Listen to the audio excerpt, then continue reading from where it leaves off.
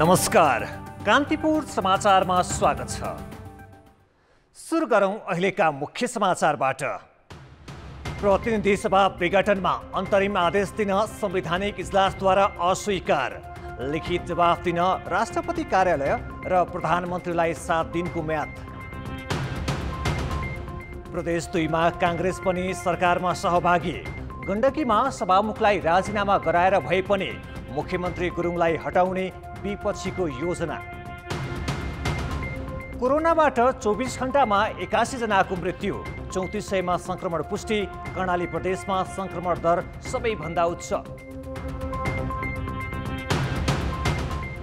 अमेरिकी राष्ट्रपति बाइडेनको पहिलो औपचारिक विदेश भ्रमण युरोपमा। ट्रम्पले बिगारेको सम्बन्ध सुधार्ने मुख्य उद्देश्य। र ग्रेस्की मारिया र चेक गणतन्त्रकी बार्बोरा फ्रेन्च ओपनको सेमिफाइनलमा प्रवेश।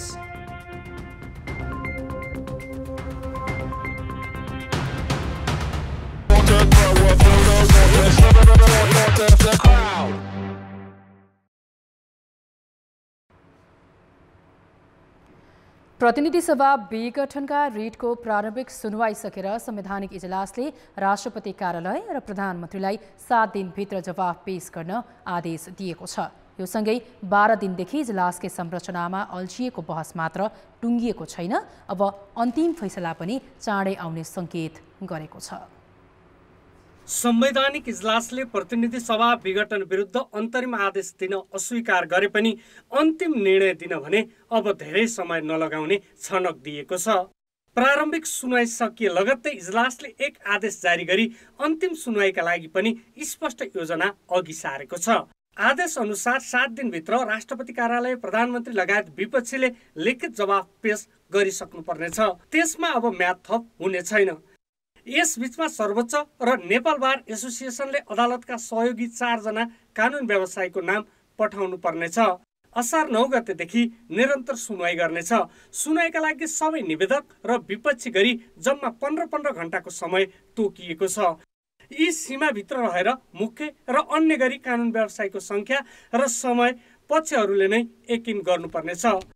पक्षहरूले नसके अदालतले नै 7.5 घण्टामा बहस सक्न समय तोक्नेछ।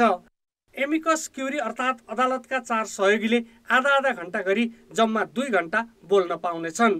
संवैधानिक इजलासको संरचनाकै विषयलाई लिएर लामो विवाद भएपछि अब त्यस्ता कुरा नसुन्ने गरी सुनवाई अघि बढाएको इजलासले बहसका क्रममा धेरैजना बस्न पनि नमिल्ने बनाएको छ। बरु अदालत प्राङ्गणमै माइकको व्यवस्था गरी सबैलाई सुन्न मिल्ने बनाउन प्रशासनलाई निर्देश गरेको छ। पहिलो पल्टको विघटनको मुद्दालाई निरन्तर 1 महिनाभन्दा लामो समय सुनवाई गरेको अदालतले यसपटक छरितो प्रक्रिया अपनाउने भएकाले अझै चाँडो विवाद किनारा लाग्ने देखिएको छ। प्रधानमन्त्री केपी ओलीले विश्वासको मत नलिई नयाँ प्रधानमन्त्रीलाई चयन गर्न राष्ट्रपतिलाई गरेको अनुरोध, त्यसै आधारमा राष्ट्रपतिले गरेको सरकार गठनको आह्वान, प्रधानमन्त्रीमा गरिएका दुवै दाबी अस्वीकार र प्रतिनिधि सभा विघटनको निर्णयको वैधानिकता मुख्य विवादका विषय रहेका छन्। कान्तिपुर समाचारका लागि दीपक आचार्य, काठमाडौँ। प्रतिनिधि सभाका सभामुख अग्नि सापकोटाले समसामयिक छलफलका लागि भन्दै प्रधानमन्त्री केपी शर्मा ओली सहित संसदमा प्रतिनिधित्व गर्ने दलका शीर्ष नेताहरूलाई बोलाएका छन्। सभामुख सापकोटाले प्रधानमन्त्री, पूर्व प्रधानमन्त्री र संघीय संसदमा प्रतिनिधित्व गर्ने दलका शीर्ष नेताहरूलाई छलफलका लागि भन्दै पत्र पठाएका हुन्। सापकोटाले जेठ 28 गते शुक्रबार दिउँसो 2 बजे संसद भवन नयाँ बानेश्वरमा आइदिन नेताहरूलाई आग्रह गरेका छन्। प्रधानमन्त्री ओलीले दोस्रो पटक संसद विघटन गरेसँगै सभामुख सापकोटाले कानुनविद लगायत विभिन्न सरकारवाला पक्षसँग छलफल गर्दै आएका छन्। प्रदेश 2 मा मन्त्री परिषद हेरफेर हुने भएको छ। कांग्रेस सहभागिता सहित मन्त्री परिषद हेरफेर हुने भएको हो। बुधबार भएको सहमति अनुसार 3 वटा मन्त्रालय सहित सरकारमा जान कांग्रेस तयार भएको हो। कांग्रेस प्रदेश 2 का संसदीय दलका नेता राम सरोज यादवको नेतृत्वमा कांग्रेस सरकारमा सहभागी भएको छ। बुधबार साँझै कांग्रेसका 3 मन्त्रीको शपथ ग्रहण कार्यक्रम तय भएको आन्तरिक मामिला मन्त्री ज्ञानेन्द्र कुमार यादवले जानकारी दिएका छन्। कांग्रेस तर्फबाट नेता यादवले भौतिक पूर्वाधार तथा यातायात, ओम प्रकाश शर्मा ऊर्जा तथा खानेपानी र वीरेन्द्र सिंहले महिला बालबालिका मन्त्रीको शपथ लिने जनाइएको छ। जसपा र माओवादी केन्द्रबीच वार्ता भए पनि मन्त्रालयको विषयमा टुङ्गो लाग्न नसकेको मन्त्री यादवले बताए। माओवादी पनि सरकारमा सहभागी हुने वार्ता टोलीका सदस्य भूमि व्यवस्था, कृषि तथा सहकारी मन्त्री शैलेन्द्र प्रसाद शाहले बताएका छन्। अल्पमतको सरकारको नेतृत्व गरिरहेका गण्डकीका मुख्यमन्त्री पृथ्वीसुब्बा गुरुङले भोलि विश्वासको मत लिने भएका छन्। संसदको ठूलो दलको नेताका हैसियतमा सरकारको नेतृत्व गरेको 30 दिनभित्र विश्वासको मत लिनुपर्ने संवैधानिक व्यवस्था अनुसार गुरुङले भोलि विश्वासको मत लिन लागेका हुन्। यसका लागि उनले संसद सचिवालयमा प्रस्ताव दर्ता गराएका छन्। सदनमा दर्ता अविश्वासको मत छल्न राजीनामा गरेका गुरुङ ठूलो दलको नेताका रूपमा 29 गते पुनः मुख्यमन्त्री नियुक्त भएका थिए। मुख्यमन्त्रीले विश्वासको मत लिने समय छुटिँदै गएका बेला बहुमत पुर्याउने रसाकसी चलेको छ।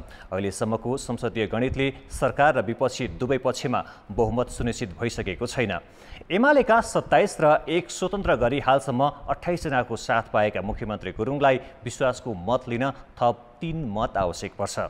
सर्वोच्च अदालतबाट पद थमौती भएका सांसद कृष्ण थापाले उनलाई साथ दिएको अवस्थामा पनि 2 मत पुग्दैन।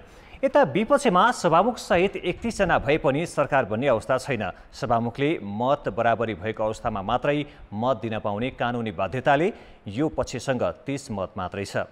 यसैले कांग्रेस, माओवादी केन्द्र, जनमोर्चा र जसपा सहितको विपक्षी मोर्चामा सभामुखको राजीनामा गराउने बारे छलफल चलिरहेको छ। गण्डकीमा सरकार बनाउन 31 मत चाहिन्छ।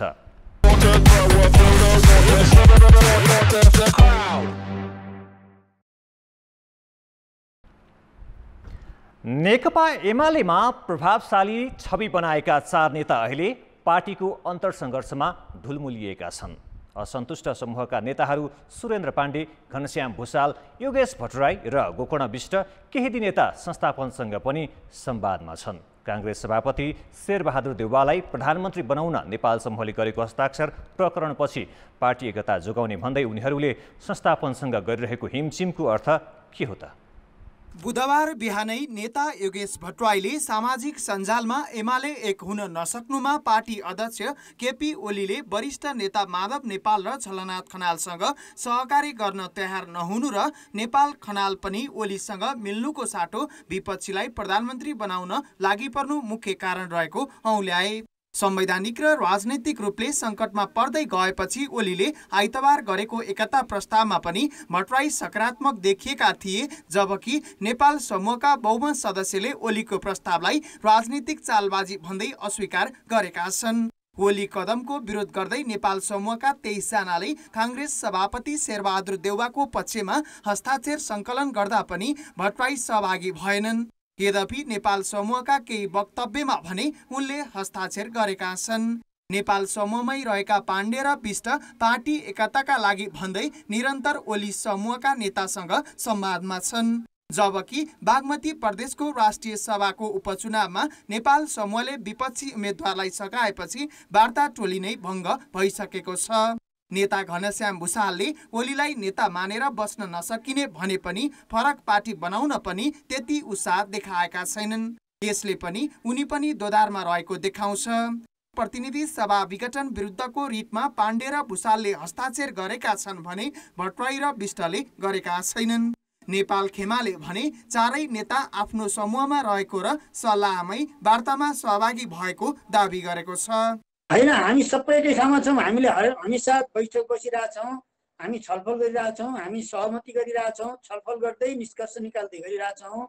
त्यसो भएको हुनाले तपाईँले भने जस्तो कोही कता भन्ने अवस्था छैन र हामी पार्टी एकताबद्ध बनाउने कुरामा पनि हाम्रो बिचमा सहमति छ र यदि एकताबद्ध हुन सकेन, यदि केपी ओलीजीले जेठ 2 गते गएर त्यहाँबाट निर्णय गरेर अगाडि बढ्न तयार हुनु भएन भने हामीले अर्को विकल्प खोज्ने कुरामा पनि हामी एकताबद्ध नै छौँ।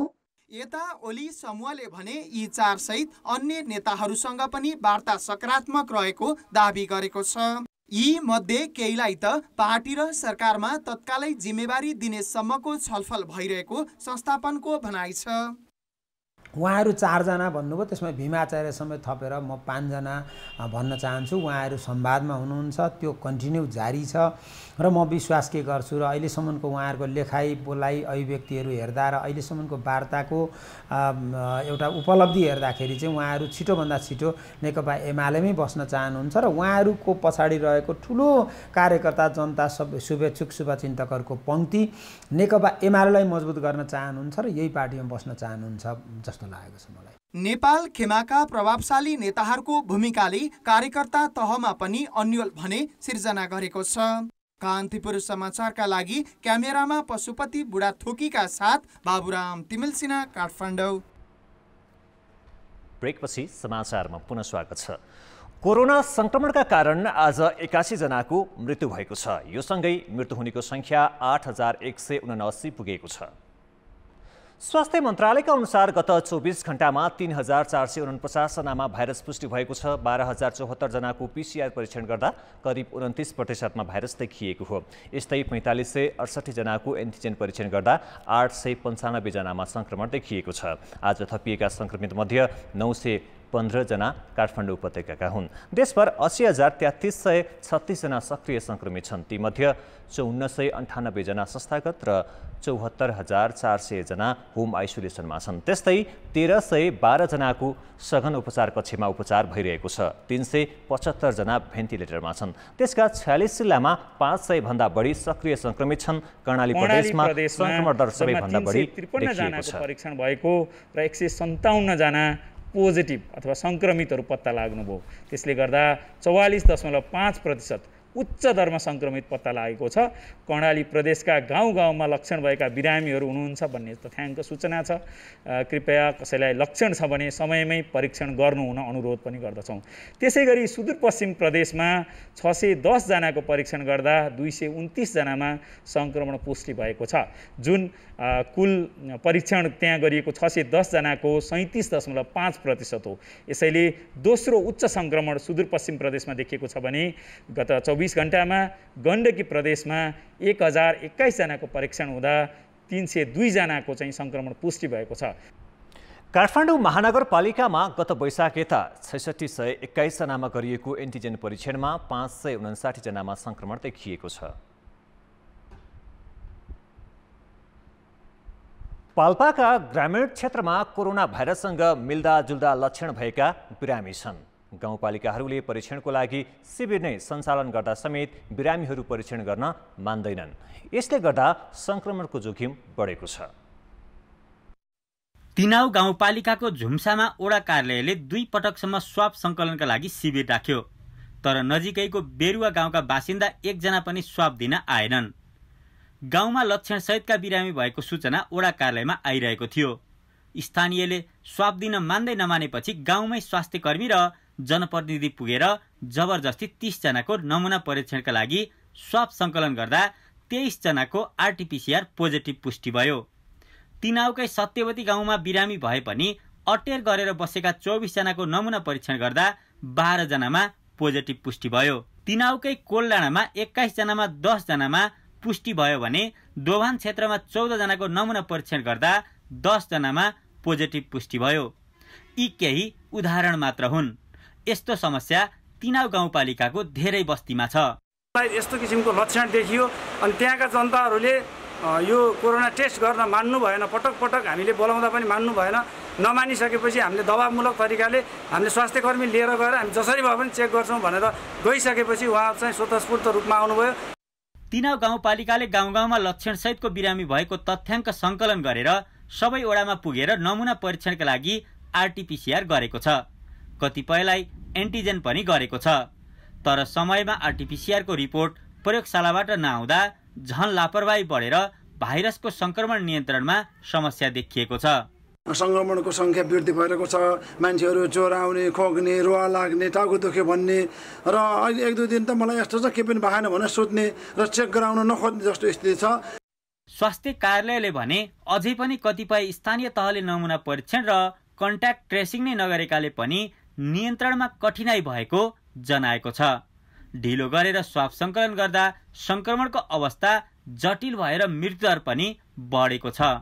वडामा गएर एन्टिजेन अथवा चाहिँ जाँच गर्ने अथवा आरटीपीसीआर लिएर स्वाब लिएर चाहिँ ल्याबमा जाँच पठाउने गरिदिनु भयो भने पक्कै पनि भोलिको दिनमा समुदायमा यो सङ्क्रमण दर चाहिँ कम हुँदै जानेछ। तानसेन नगरपालिका, रैनादेवी छहरा, माथागढी गाउँपालिकाले पनि ओडामा पुगेर पीसीआर परीक्षण शिविर नै सञ्चालन गरेका छन्। तर जाँच गराउन आउनेको सङ्ख्या भने धेरै कम छ। स्वाबको परीक्षणमा पाल्पा अस्पतालको प्रयोगशालाले ढिलाइ गर्दा गाउँ गाउँमा कोरोना सङ्क्रमण फैलिएको हो। कान्तिपुर समाचारका लागि माधव अर्याल, तिनाउ गाउँपालिका, पाल्पा।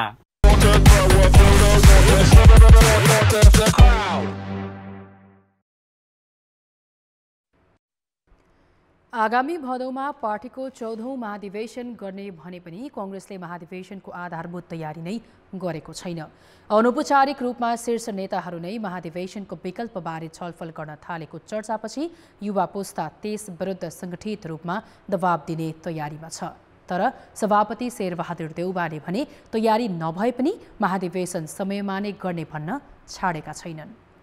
कांग्रेस शीर्ष नेतृत्व तहमा भदौमा महाधिवेशन हुने सम्भावना कमजोर हुँदै गएको भन्दै विकल्पबारे छलफल हुन थालेको चर्चा चल्न थालेपछि युवा पंक्तिले त्यसलाई भागबण्डामा पद जोगाउने खेलका रूपमा बुझेको छ। समयमा महाधिवेशन नहुँदा तालिका प्रभावित मात्र हुने नभई युवा पंक्ति नेतृत्वमा पुग्ने अवसर समेत गुम्दै जाने देखेपछि केन्द्रीय समिति बाहिरका युवा नेता नेतृत्वलाई दबाब दिन अग्रसर भएका छन्। महाधिवेशनको तयारीको लागि जुन एउटा यो कार्यक्रम हुन्छ कुनै पनि खास देखिँदैन। यद्यपि अहिले पनि क्रियाशीलको समस्या समाधान भएको छैन। महाधिवेशन समन्वय गर्न सकिन्छ। समन्वय गर्न पनि सम्पूर्ण नेपाली काङ्ग्रेसका साथीहरू एक ठाउँ भएर हामीले दबाब दिन सक्यो भने महाधिवेशन व्यवस्थित किसिमले र समन्वय पनि गर्न सकिन्छ। गाउँपालिका स्तरबाट नै र जिल्लाबाट केन्द्रबाट हामीले अहिले चाहिँ भोटिङको प्रक्रियाबाट गर्न सकिन्छ। शीर्ष तहका नेताहरूबीच सत्ता स्वार्थ मिल्दा भदौमा महाधिवेशन नगर्ने सहमति हुन सक्ने र त्यसले कांग्रेसको भविष्य नै सङ्कटमा पर्ने युवा पुस्ताको ठम्याइ छ। त्यो अवस्थामा केन्द्रमा पुगेर पार्टी राजनीति गर्न आफूहरूलाई ढिला हुन सक्ने यस पंक्तिको बुझाइ छ। त्यसैले केन्द्रीय सदस्य र पदाधिकारीहरूलाई पद लोलुपता त्याग्न र समयमै महाधिवेशन गर्न दबावका लागि अभियान चलाउने तयारी भइरहेको छ। प्रविधिको प्रयोग गर्दै गाउँ गाउँमा बुथ राखेर पनि भदौमा महाधिवेशन गर्न सकिने उनीहरूको तर्क छ। निर्वाचनको प्रक्रिया सुरु गर्नै पर्यो, किनभने त्यो संवैधानिक व्यवस्था छ। कांग्रेस पार्टीको अस्तित्व नै समाप्त हुने दिशामा जान्छ। त्यसो हुने पनि कुनै पनि हर हालतमा, तर यद्यपि उता कोरोना कुनै पनि कारण देखाउन पाइँदैन। यो अधिवेशन गराउनै पर्छ, महाधिवेशन गराउनै पर्छ। कांग्रेसमा अहिले पनि क्रियाशील सदस्यताको विवाद समाधान भएको छैन। शीर्ष तहका नेताहरूकै स्वार्थपूर्ण अडानमा जकडिएको छ। कोरोना महामारी र निषेधाज्ञा देखाएर महाधिवेशनका अरू काम पनि अलपत्र पारिएका छन्। यद्यपि सभापति शेरबहादुर देउवा समयमै महाधिवेशन हुने दावी गर्न छाडेका छैनन्। बुधबार मात्रै यही बेहोराको एक विज्ञप्ति नै जारी गरेका छन्। तर देउवा निकटकै नेता समेत थप दबावको खाँचो महसुस गरिरहेका छन्। पार्टीका सभापतिले फेरि सार्वजनिक समारोहमा पनि उहाँले मिटिङमा पनि महाधिवेशन कुनै पनि हालतमा तोकिएको समयमै अथवा भदौभित्रै सम्पन्न हुन्छ, यसका लागि सबैले साथ र सहयोग दिनु जरुरी छ र महाधिवेशन सार्ने कुरा हुन सक्दैन र यो वैधानिकताको विषय पनि भएका कारणले कुनै पनि हालतमा महाधिवेशन भदौमै सम्पन्न हुनुपर्छ भन्नुभएको स्थिति छ। त्यसकारणले पार्टी सभापति र केन्द्रीय समितिको भनाइ र तल कार्यकर्ता नराखी सक्रिय नेता कार्यकर्ताको जुन भावना छ त्यो बीचको यसलाई समायोजन गर्ने हो भने समयमै महाधिवेशन गराउनुको कुनै अर्को विकल्प छैन। कांग्रेस केन्द्रीय समितिको नियमित 4 वर्ष कार्यकाल सकेर 1.5 वर्ष थपे पनि महाधिवेशन अझै निश्चित भएको छैन। भदौमा पनि महाधिवेशन नभए कांग्रेस वैधानिक रूपमा सङ्कटमा पर्नेछ। कान्तिपुर समाचारका लागि डीपी उपाध्याय, काठमाडौँ। बहुचर्चित बालुवाटार स्थित ललिता निवास जग्गा हिनामिना प्रकरण सरकारी जग्गामा माफियाले कसरी कब्जा गर्छन् भन्ने कुराको सबैभन्दा ठूलो उदाहरण हो। तर अहिलेसम्म पनि सो प्रकरणमा जोडिएकाहरूमाथि कारबाही र जग्गा फिर्ता प्रक्रिया टुङ्गोमा पुगेको छैन। यतिसम्म कि मालपोत कार्यालयले चर्चित व्यापारीदेखि त्यसमा संलग्नहरूको ठेगाना नभेटिएको भन्दै पत्रिकामै सूचना निकालेको छ भने पूर्व उप प्रधानमन्त्री विजय कुमार गच्छतारको ठेगाना अदालतले अहिलेसम्म यकिन गर्न सकेको छैन। बहुचर्चित ललिता निवासको 113 रोपनी जग्गा हिनामिना प्रकरणसँग सम्बन्धित एउटा सूचना आइतबार गोरखापत्रमा छापियो। उक्त जग्गाको लाल पूर्जा भएका 49 जनाको नामसहित प्रकाशित सूचनामा 21 दिनभित्र उपस्थित भएर प्रमाणसहित दावी गर्न भनिएको छ। रोचक त के छ भने भाटभटेनी सुपरमार्केटका सञ्चालक मिनबहादुर गुरुङको समेत ठेगाना नभेटिएको भन्दै सूचीमा नाम राखिएको छ। उनीहरूको घर ठेगाना पत्ता नलागेकाले सार्वजनिक सूचना निकालिएको सरकारी अधिकारीको भनाइ छ। ललिता निवासको 113 रोपनी जग्गा 78 जनाको नाममा देखिएको छ, जसमध्ये 29 जनाको घरमै सूचना टाँसिएको छ भने बाँकी 49 जनाको नाममा पत्रिकामा प्रकाशन गरिएको हो। हाम्रो सिस्टममा हेर्दाखेरिको ठेगानामा हामी जानुपर्छ, गयौँ र यसरी जाँदाखेरि कतिपय अवस्थामा घर भेटिए पनि भरपर्दो सूचना बुझ्ने व्यक्ति अथवा हकवाला भेटिनु भएन र कतिपय अवस्थामा घर भेटिए पनि त्यो चाहिँ भाडामा दिएको अवस्था पनि भयो। कतिपय वडामा पनि हामीले सूचना टाँस गर्न सकेनौँ विविध कारणले गर्दाखेरि। त्यसकारण भोलि यो एउटा कानुनी प्रक्रिया हो। कानुनी प्रक्रियामा हामीले कानुनका आधारभूत प्रक्रियाहरूलाई चाहिँ पुरा गर्नुपर्छ र सार्वजनिक रूपमै भए पनि जग्गा धनीको सामु यो सूचना हामीले पुर्याउनुपर्छ भन्ने उद्देश्यले हामीले कुनै रिस्क नलिकन यो गोरखापत्रमा चाहिँ सूचना प्रकाशित गरेका छौँ। त्यसो त यही प्रकरणमा जोडिएका पूर्व मन्त्री विजय गच्छदारको समेत ठेगाना नभेटिएको भन्दै 16 महिनादेखि अदालतले म्याद तामेल गर्न सकेको छैन। प्रहरीले 24 घण्टा पहरा दिने, खुलेआम घुम्ने र सबैले देख्ने ठाउँमा व्यापार व्यवसाय चलाउनेहरूलाई समेत सरकारी निकायले किन देख्दैन त? जो मान्छेले सूचना पाओस्, प्राकृतिक न्यायको अधिकारबाट वञ्चित नहोस्, उसले थाहा पाएन भन्ने अवस्था नआओस्, उसले आफ्नो पूर्व पक्षको लागि चाहिँ मौका पाओस् भन्ने यो कानुन व्यवस्था गरे हो। तर हाम्रो देशमा चाहिँ के छ भनेदेखि नि यो भ्रष्ट पद्धति चाहिँ नि माथिदेखि नै छ के, माथिदेखि भएको हुनाले अनि म्याद तामेल गर्ने कुरामा फेला परेन, मान्छे फेला परेन आदि भन्छन्। जस्तो अहिले जुन भन्नुभयो मालपोतले जसको नाममा लाल पूर्जा जारी गरेको छ, लाल पूर्जा जारी गर्दाखेरि त उसको ठेगाना त्यहाँ दिएको छ भने त्यो ठेगानामा त्यो मान्छे नहुने भन्ने कुरा हुन्छ। मुद्दाको विषयमा आरोपीलाई उपस्थित हुनका लागि उसको घरमै गएर म्याद दिने, नभए स्थानीय तहका प्रतिनिधिको उपस्थितिमा घरमै अथवा वडा कार्यालयमा सूचना टाँस्ने व्यवस्था छ। अनेक बहानामा प्रभावशाली व्यक्तिहरू भने सूचना लिन इन्कार गर्ने वा सरकारी निकायलाई नै प्रभावमा पार्ने भएकाले मुद्दाको प्रक्रिया लम्बिने गरेको छ। कान्तिपुर समाचारका लागि क्यामेरामा विकास जोशी र रूपक कोइरालाका साथमा रमेश धमला, काठमाडौँ। कोभिडका कारण सबैजसो जिल्लामा अझै निषेधाज्ञा छ। खाद्यान्नका पसल सीमित समय खोल्न दिइए पनि अरू भिडभाडजन्य गतिविधि प्राय ठप्प छन्। संक्रमणको जोखिमकै बीच शिक्षा मन्त्रालयले भने असार 1 देखि शैक्षिक सत्र सुरु गर्ने निर्णय गरेको छ। विद्यालय तहको कक्षा 8 को परीक्षा स्थानीय तहले लिने व्यवस्था छ। तर कोभिडका कारण धेरै जसो स्थानीय तहले परीक्षा नै लिन सकेका छैनन्। 1 महिनादेखिको निषेधाज्ञाकै कारण विद्यालयले अरू कक्षाका विद्यार्थीको पनि मूल्याङ्कन गर्न सकेका छैनन्। शिक्षा मन्त्रालयकै प्रस्तावमा मन्त्री परिषदले यसै परीक्षा नलिने र विद्यालयको मूल्याङ्कनकै आधारमा प्रमाणपत्र दिने निर्णय गरेको छ। यस्तो बेला मन्त्रालयले असार 1 देखि नै नयाँ भर्ना खुलाई शैक्षिक सत्र सुरु गर्ने निर्णय गरेको छ। संक्रमणको जोखिमले भौतिक उपस्थितिमा कक्षा चलाउन सम्भव नरहेकाले वैकल्पिक विधिबाट पढाउनु पर्ने मन्त्रालयको भनाइ छ। अहिले भौतिक उपस्थितिमा अहिले हुँदैन। भौतिक उपस्थितिमा अब स्थान विशेषमा जहाँ त्योसँग अब त्यो जान सकिन्छ भन्ने कुराहरू त्यो विज्ञहरूले अब त्यसमा चाहिँ कोभिड-19 यो सङ्कट व्यवस्थापन केन्द्र, सिसिएमसी, डिसिएमसीको विश्लेषण, स्थानीय प्रशासन, स्थानीय तहहरूले त्यो टुङ्गो लगाइसकेपछि त्यो अनुकूल हुँदाखेरि जान सकिन्छ। तर अहिले चाहिँ हाम्रो के हो भने अहिले भौतिक रूपमा विद्यालयमा जाने होइन, वैकल्पिक तरिकाले हामीले गत वर्ष पनि जुन अभ्यास गरेका थियौँ त्यही निर्देशिकाहरू हामीसँग छन्, सामग्रीहरू छन्, त्यसलाई सुदृढीकरण गर्दै हामी वैकल्पिक रूपबाटै जाने हो। वैकल्पिक माध्यमको पढाइ गत वर्ष प्राय सरकारी विद्यालयमा प्रभावकारी हुन सकेन। आधाभन्दा बढी विद्यार्थीमा इन्टरनेटको पहुँच नरहेकाले सिकाइ खलबलिएको थियो। वैकल्पिक माध्यमको पढाइ प्रभावकारी बनाउन मन्त्रालयले सबै विद्यार्थीका हातमा पाठ्यपुस्तक पुर्याउन भनेको छ। तर छपाई र वितरणको जिम्मा पाएको जनक शिक्षा सामग्री केन्द्र निषेधाज्ञाले पाठ्यपुस्तक पुर्याउन 12 पुगेको भन्दै सहज बनाउन सरकारसँग आग्रह गरिरहेको छ। हाम्रो देशभरका जनक शिक्षाका पाठपुस्तकका विक्रेताहरूका लागि पुस्तक पसल खुल्ला गर्ने, उहाँहरूले विद्यालयसम्म पुग्ने र हाम्रो प्रादेशिक कार्यालयको गोदामसम्म ढुवानी गर्नको लागि, खरिद गर्नको लागि आउने, ढुवानी गरेर विद्यालयसम्म लग्ने र विद्यार्थीहरूको हातमा पुर्याउनको लागि कुनै किसिमको रोकावट नहुने गरी वातावरण बन्नुपर्छ भन्ने किसिमले मैले आग्रह गरेको हो। कोरोना महामारीका बेला सबै जसो क्षेत्र ठप्प रहेको अवस्थामा सरकारी तथा सामुदायिक विद्यालयको अवस्था र विद्यार्थीको सिकाइतर्फ कुनै पूर्व तयारी नै नगरी शैक्षिक सत्र सुरु गर्ने हतारो गरिएको छ।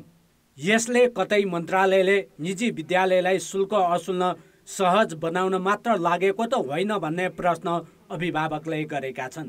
कान्तिपुर समाचारका लागि क्यामेरामा विनोद कोजुका साथ नारायण किलम्बु, काठमाडौँ। कोरोना संक्रमण तीव्र बनेपछि निषेधाज्ञा घोषणा गरेको सरकारले वैशाख 20 गतेदेखि आन्तरिक उडानमा प्रतिबन्ध लगाएको थियो। वैशाख 23 देखि नियमित अन्तर्राष्ट्रिय उडान समेत बन्द छन्। तर अब व्यवसाय चलायमान बनाउनु पर्ने भन्दै हवाई सेवा सञ्चालकले आन्तरिक उडान खोल्न सरकारलाई दबाब दिइरहेका छन्। संक्रामक रोग विशेषज्ञहरूले भने महामारीलाई प्रतिरोध गर्ने प्रयास कमजोर रहेका बेला आवागमन बढाउने निर्णय प्रत्युत्पादक हुन सक्ने चेतावनी दिएका छन्। निषेधाज्ञाकै अवधिमा पनि सरकारले जेठ 18 गतेदेखि 4वटा एयरलाइन्सलाई नियमित अन्तर्राष्ट्रिय उडानको अनुमति दिइरहेको छ। काठमाडौँदेखि दोहा उडानका लागि कतार एयरलाइन्स, इस्तानबुलका लागि टर्किस, भारतको दिल्लीका लागि नेपाल वायु सेवा निगम र एयर इन्डियाले अनुमति पाएका छन्।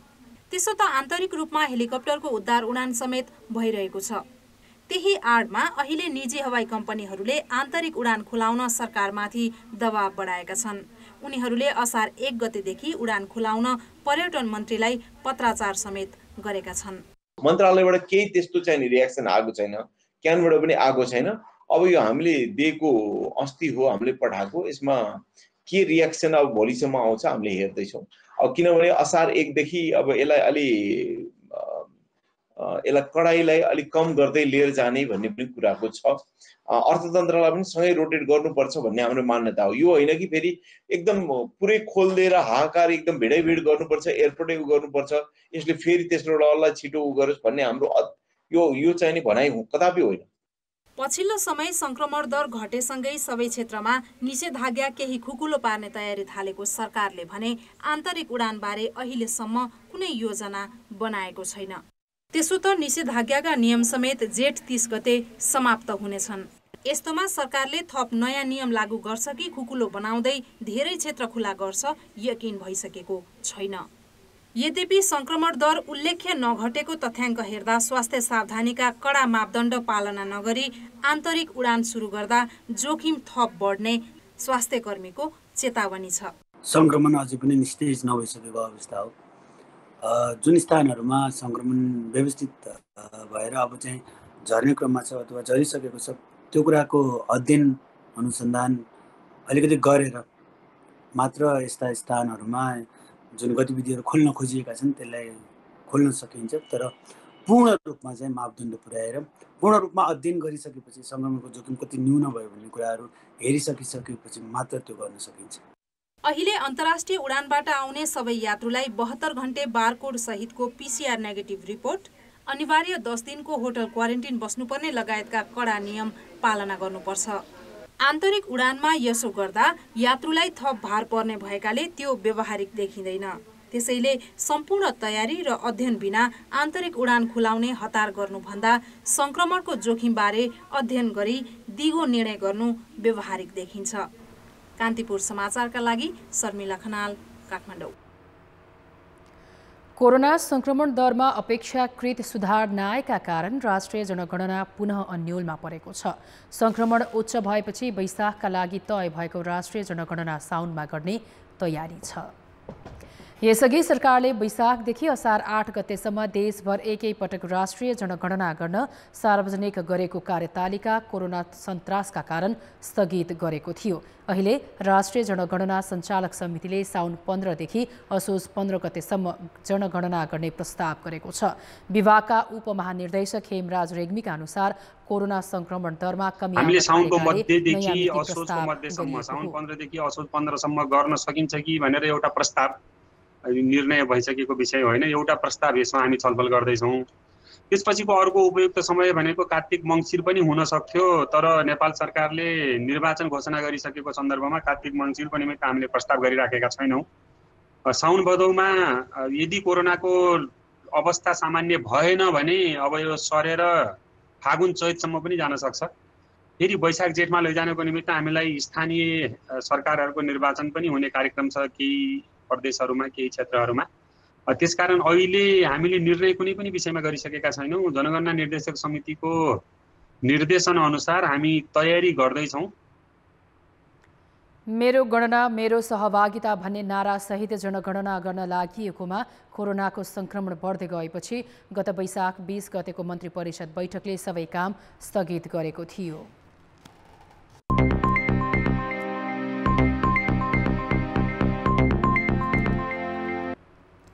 विश्व ब्याङ्कले चालु आर्थिक वर्षमा नेपालको आर्थिक वृद्धि 2.7% वृद्धि हुने प्रक्षेपण गरेको छ। 5 महिना अघि गरेको प्रक्षेपण भन्दा यो केही बढी हो। आगामी आर्थिक वर्षमा भने वृद्धि दर 3.9% पुग्ने विश्व ब्याङ्कको आंकलन छ, तर तथ्याङ्क विभागले चालु आर्थिक वर्षमा 4.1% को वृद्धि दरको दाबी गरेको छ। विश्व ब्याङ्कको अध्ययन अनुसार दक्षिण एसियाको आर्थिक वृद्धि 6.8% ले हुने प्रक्षेपण छ। यसअघि 3.6% ले वृद्धि हुने अपेक्षा गरिएको थियो। आगामी वर्ष भारतको आर्थिक वृद्धि सबैभन्दा बढी 8.3% ले हुने अनुमान छ। विश्व ब्याङ्कले नेपाल, अफगानिस्तान, मालदिव्स र पाकिस्तानलाई ऋण तिर्ने समय पनि थप गरेको छ।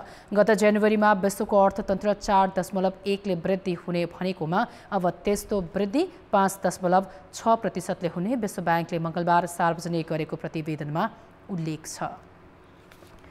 शेयर बजार परिसूचक नेप्से आज घटेको छ। कारोबार भने उत्साहजनक भएको छ। 13.56 अङ्कले घटेर 2946.58 अङ्कमा झरेको छ। विशेष गरी विकास ब्याङ्क, लघुवित्त र अन्य समूहको परिसूचक ऋणात्मक देखिएका छन्। 221 कम्पनीका 3 करोड 13 लाख किता शेयर 16 अर्ब 79 करोड रुपैयाँमा किनबेच भएका छन्। मङ्गलबार धितोपत्र बोर्डले लगानीकर्तालाई सचेत रहेर लगानी गर्न आग्रह गर्दै प्रेस विज्ञप्ति जारी गरेपछि आज नेप्सेमा गिरावट आएको हो। बोर्डले पछिल्लो समय कारोबारका क्रममा शेयर कर्नरिङ र सर्कुलर ट्रेडिङ भएका गुनासा आएकाले आफूले अध्ययन गरिरहेको जनाएको थियो। बोर्डले कम्पनीको वित्तीय स्थिति, मूल्य आम्दानी अनुपात र बजार मूल्य सम्बन्धी प्राविधिक विश्लेषण गरेर मात्रै लगानी गर्न सचेत गराएको थियो, जसको असर बजारमा परेको विश्लेषकको भनाइ छ। म सबै विकास ब्याङ्कलाई नाममा मुछ्न चाहन्न, तर विकास ब्याङ्क समूहका पनि कतिपय शेयर्सहरू यस्ता छन् जुन कम्पनीको भविष्यमा औचित्य के हुने हो, त्यसको हैसियत के हुने हो भन्ने कुरा नै थाहा छैन। लगभग डुब्ने कगारमा पुगिन थालेका विकास ब्याङ्कहरूका सेयर्सहरू पनि पछिल्लो केही दिनमा हेऱ्यौँ भने 40-50%, 100% सम्म पनि बढेको हामीले देखेका छौँ। त्यस्ता कम्पनीहरूमा जुन चाहिँ यो सर्कुलर ट्रेडिङ सम्बन्धी विज्ञप्ति आयो, आई थिङ्क त्यसको एउटा रियाक्सनको स्वरूप पनि घटेको हुन सक्छ।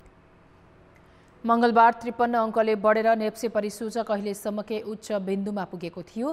गत एक सातामा मात्र नेप्से 104 अङ्कले बढेको छ। अब जनमतको अन्तिम परिणाम। जनमतमा हिजो हाम्रो प्रश्न थियो, खोप किन्ने सरकारको प्रयास सार्थक नहुनुको मुख्य कारण के ठान्नुहुन्छ? ए, विश्व बजारमै अभाव, बी, बेलैमा पहल नगर्नु र सी, कमिसनको चलखेल। जनमतको परिणाम यस्तो छ, ए, विश्व बजारमै अभावमा 17%, बी, बेलैमा पहल नगर्नुमा 20% र सी, कमिसनको चलखेलमा 63 मत प्राप्त भएको छ। अब आजको प्रश्न। जनमत। महामारी उच्च दरमै बढिरहेका बेला आन्तरिक उडान खोल्न व्यवसायीको दबावलाई के भन्नुहुन्छ? ए, सेवा गर्ने चाहना, बी, आम्दानीको चिन्ता र सी, जोखिमलाई निम्तो। जनमतको अन्तिम परिणाम भोलि बेलुकी 8 बजेको कान्तिपुर समाचारमा प्रसारण गर्नेछौँ। कृपया NAWS न्युज स्पेस ABवासी टाइप गरी 34001मा SMS गरी आफ्नो मत व्यक्त गर्नुहोला। अब जनताको आवाज। हामीले प्युठानमा सोधेका छौँ, कोरोना महामारीको यो समयमा कृषि कर्म गर्दा कसरी स्वास्थ्य सावधानी अपनाउनु भएको छ। जनताको आवाज। भिडभाड नहुने र अब आफ्नो अब थोथरी अब दूरी कायम गरेर रोपाइ गरिन्छ। खानी खेती नै हो, नगरेर बाँझो राख्नु भएन। यस्तै डराई अछट्ट पर्कट भएर गरिरहेकै छ। बाँचेसित के खाने भन्ने हिसाबले अब अलि टाढा भएर काम गर्ने। मास्क लगाउने खेतमा आउँदा पनि, अनि खाजा पनि टाढा बसेर खाने, घरका सकभर आफ्नो घर फ्यामिलीले गर्ने। डर त लाग्छ, डर लाएर के गर्ने, अब समयमा हामी मऱ्यो भने अब बाँचेर त खालन भएर खेती गर्नै पर्यो। मास्क लगाउने, अब 2 मिटर टाढा हुने, अब त्यही भएर चाहिँ हामीले अब के गर्ने, खेती किसान गर्न परिहाल्यो, छोड्न भएन। नुहाइधुवाइ गर्ने, रोपाइ गरेर गइसकेपछि तातो पानीले मास्कहरू लगाउने, सेनिटाइजर छ भने त्यस्तै गरिरहन्छ।